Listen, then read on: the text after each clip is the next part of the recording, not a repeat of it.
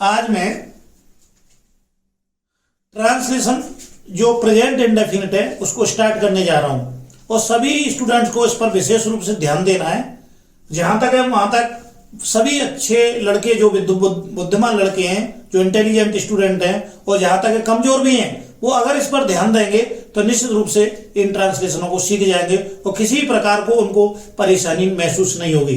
तो आज लेते हैं प्रेजेंट इंडेफिनिट टेंस। जो तीन टेंस होते हैं, प्रेजेंट टेंस, पास्ट टेंस और फ्यूचर टेंस, उसमें सबसे पहली जो शाखा है प्रेजेंट की, प्रेजेंट इंडेफिनिट टेंस, उसको मैं स्टार्ट करने जा रहा हूं। Present, PRESENT, present. Indefinite, INDEFINITE, indefinite tense. इसमें क्या है, प्रेजेंट इंडेफिनिट टेंस के बारे में बताऊं। पहले सबसे पहले मैंने कल रूल्स भी लिखाए थे।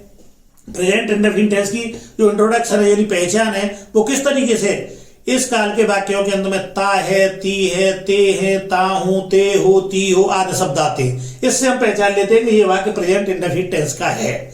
इसमें फर्स्ट रूल लिखाया था मैंने प्रेजेंट इंडेफिनिट टेंस का, ही, सी, इट और सभी एक वचन कर्ताओं के साथ साधारण वाक्यों में मुख्य क्रिया की फर्स्ट फॉर्म में एस या ईएस लगाते हैं। रूल नंबर 2 लिखाया था, आई, यू, वी, दे और सभी बहुवचनकर्ताओं के साथ साधारण वाक्यों में मुख्य क्रिया की फर्स्ट फॉर्म में एस, ईएस बिल्कुल नहीं लगाते हैं।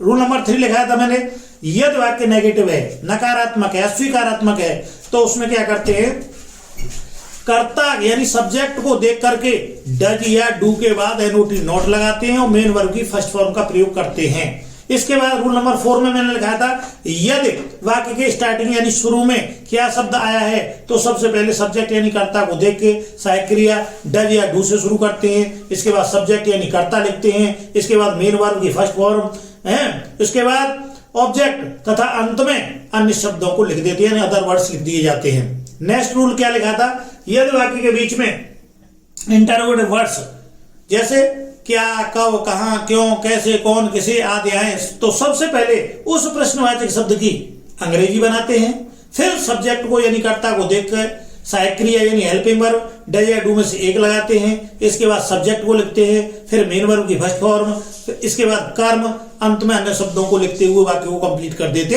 हैं। और नेक्स्ट रूल लिखा था अंतिम, यदि वाक्य के बीच में प्रश्नवाचक शब्द कितना, कितनी, कितने, कौन सा, कौन सी, कौन से, किसका, किसकी, किसे आदि आए तो सबसे पहले उस प्रश्नवाचक शब्द की अंग्रेजी बनाते हैं, फिर इससे अगले शब्द को ही कर्ता बना देते हैं और शेष पूरा अनुवाद फर्स्ट रूल के अनुसार कर देते हैं। तो ये हमारे रूल्स हैं प्रेजेंट इंडेफिनिट टेंस के। और मुझे पूर्ण विश्वास है कि जो बच्चे सुन रहे होंगे या देख रहे होंगे या देखेंगे तो उनको जरूर समझ में आएगा और आगे चल करके निश्चित रूप से उन्हें इसका फायदा भी मिलेगा और आने वाली परीक्षा में उनके लिए हमेशा करेक्शन होगा, करेक्ट होगा, ठीक होगा और अच्छे नंबर्स भी लाएंगे और अपना नाम कमाएंगे। तो देखिए आज पहला सेंटेंस स्टार्ट करते हैं प्रेजेंट इंडेफिनिट टेंस का। सिंपल लेते हैं नंबर 1 जैसे, वह प्रतिदिन रामायण पढ़ता है।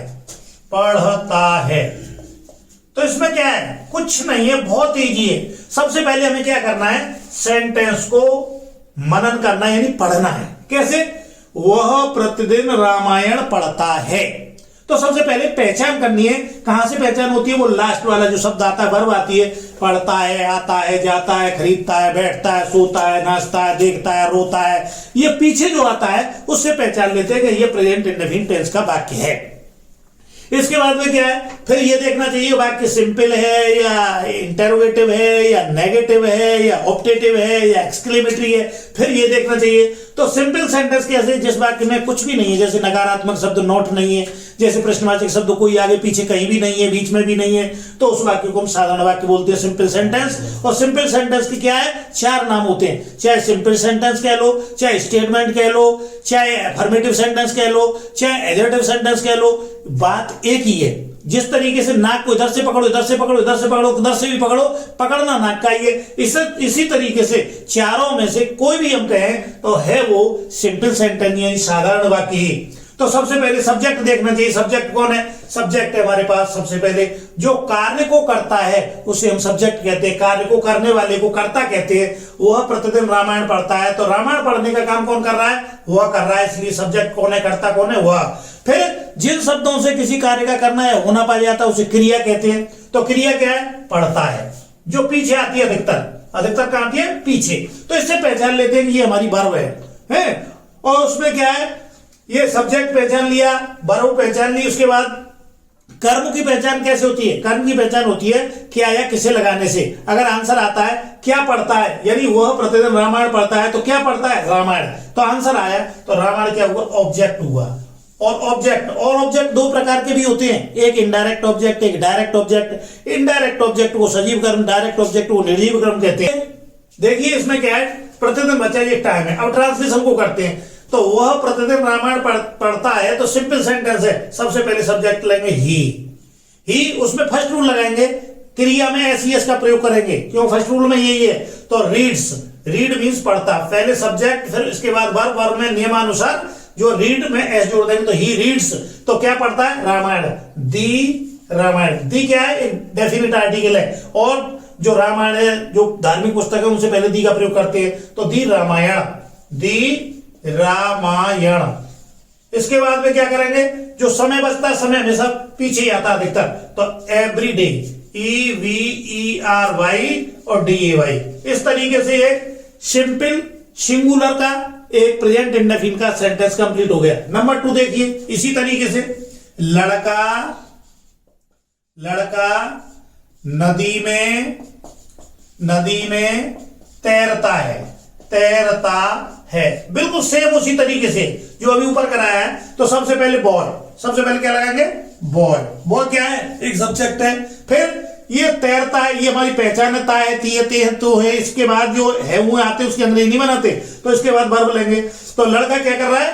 तैरने का काम कर रहा है। वर्ब कौन है? तैरना। तो स्विम मींस तैरना, स्विम लगाएंगे, फिर SWIM स्विम, और इसमें नियमानुसार जोड़ेंगे एस, स्विम्स, बॉय स्विम्स, और इन दी रिवर, इन मींस में इन दी रिवर। जो नदियां हैं, खाड़ियां हैं, समुद्र है, उनसे पहले दी आर्टिकल का प्रयोग करते हैं, इन दी रिवर, RIVER। तो इस तरीके से सेंटेंस नंबर 2 भी कंप्लीट हुआ। नंबर 3 लेते हैं, जैसे गोपाल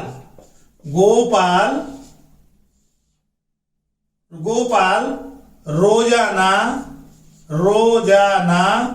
खाना खाता है। तो बिल्कुल सेम उसी तरीके से सारे सेंटेंस आ रहे हैं, नंबर बाय नंबर, एक के बाद एक। तो देखिए, गोपाल रोजाना खाना खाता है, गोपाल सब्जेक्ट, खाता वर्ब, ऑब्जेक्ट खाना, और इसके बाद रोजाना टाइम। तो सबसे पहले सब्जेक्ट लेंगे गोपाल, क्या बनाएंगे? गोपाल। फिर खाते की अंग्रेजी होती है, मुंह से जो खाता है उसकी ईट, EAT, और इसमें नियमानुसार S, ईट्स दी फूड, FOOD फूड। और इसके बाद में क्या है? रोजाना, टाइम को सबसे पीछे ले जाते हैं, डेली, DAILY। और नेक्स्ट नंबर 4 पर क्या है? एक वचन की चल रहे, सिंगुलर में चल रहे, सब सिंपल सेंटेंस चल रहे। आगे क्या है? जैसे गीता रसोई घर में खाना पकाती है। गीता रसोई घर में खाना पकाती है। तो इसमें क्या है? सेम, थोड़ा सा लंबा किया मैंने, थोड़ा सेंटेंस को आगे लंबा रूप दिया। तो सबसे पहले गीता रसोई घर में खाना पकाती है, तो सबसे पहले गीता की स्पेलिंग बनाएंगे, गीता। फिर उसके बाद क्या है? सिंपल है, क्रिया में SES का प्रयोग करते हुए कुक मींस पकाना, तो सब इसके बाद लिखेंगे कुक, COOK और S, नियमानुसार। गीता कुक्स, क्या पकाती है? ऑब्जेक्ट लगाएंगे, दी फूड, FOOD फूड। और इसके बाद क्या? कहां पकाती है वो? रसोई घर में, in the kitchen, KITCHEN, in the kitchen, रसोई घर में पकाती है। नेक्स्ट नंबर 5, जैसे क्या है? मोहन मैदान में पतंग उड़ाता है, उड़ाता है। सेम एक ही तरीके से सेंटेंस आपके सब चल रहे हैं, कोई प्रॉब्लम नहीं आ सकती है। थोड़ी भी अगर बुद्धि है, थोड़ी समझदारी है, थोड़ा बच्चा अटेंट एकदम एक्टिव है तो वो जल्दी समझेगा और सीखेगा। तो कैसे? सबसे पहले मोहन मैदान में पतंग उड़ाता है। सबसे पहले मोहन की स्पेलिंग सब्जेक्ट को बनाएंगे मोहन, इसके तुरंत बाद क्रिया पर पहुंचेंगे जो वर्ब है। ताती देवाद की अंग्रेजी नहीं बनाते हैं तो उड़ाने की अंग्रेजी क्या होती है? Fly, FLY, FLY, fly. इसमें जोड़ देंगे नियम एस, क्यों? साधारण है। Mohan flies the kite, the kite. और कहां उड़ाता है वो? मैदान में, in the field, field FIELD। Next number क्या है? नेक्स्ट नंबर 6 में क्या है देखिए, सुरेश, सुरेश प्रतिदिन, प्रतिदिन, प्रतिदिन, प्रतिदिन मैदान में, मैदान में क्रिकेट खेलता है। सुरेश प्रतिदिन मैदान में क्रिकेट खेलता है। तो खेलने का काम कौन कर रहा है? सुरेश। सब्जेक्ट कौन हुआ? सुरेश। इसके बाद वर्ब कौन है? खेलता, यानी खेलना क्या है? वर्ब है। क्या खेलता है? क्रिकेट खेलता। ऑब्जेक्ट कौन है? क्रिकेट है। मैदान में क्या है? अदर वर्ड है। समय क्या है? प्रतिदिन है। तो सबसे पहले सुरेश, सुरेश। इसके तुरंत बाद क्या करेंगे? वर्ब को लेंगे और वर्ब में क्या जोड़ेंगे? SES का प्रयोग करेंगे नियम अनुसार। तो Suresh plays, PLAY, plays, S लगा देंगे, plays the cricket, the cricket, CRICKET, cricket. कहां खेलता है वो? मैदान में। इन दी, मैं की पहले लेते हैं, इन दी फील्ड, FIELD।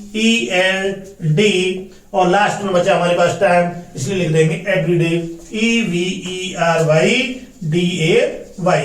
मैं समझता हूं निश्चित रूप से ये वीडियो तुम्हें पसंद आ रही होगी और आएगी भी।